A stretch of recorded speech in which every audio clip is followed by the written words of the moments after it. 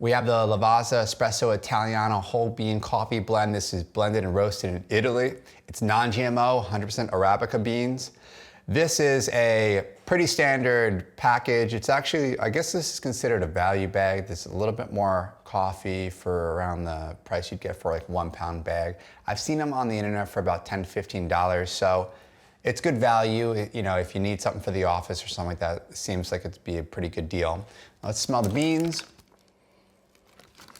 It smells good. It has that good Italian roast sort of smell, vibe. Not too overpowering, definitely gets my taste buds going right now for sure.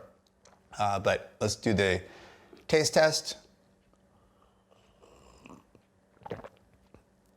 Make sure it's not too hot.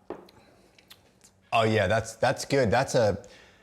It's interesting because when I've just been drinking regular coffee beans lately, and it's interesting how much more powerful the espresso roast is, how much you can feel it more. And even though this is a medium, and the intensity is on a 5, it's still more intense than regular coffee bean. It has a good taste to it. I'm trying to think of what the aftertaste in it is. If someone can explain to me, that'd be awesome. I don't know what it is.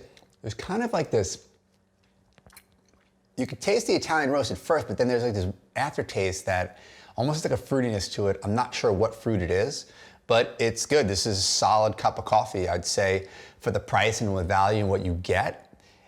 This is definitely worth trying out. And like with anything, best beans is totally subjective, so I recommend for yourself, you try this thing out, see if you like it, see what beans work for you, what works, what doesn't work. It's always a fun little adventure. But yeah, if you found this video useful at all, please like this video and subscribe to my channel for more videos. Thanks for watching, guys.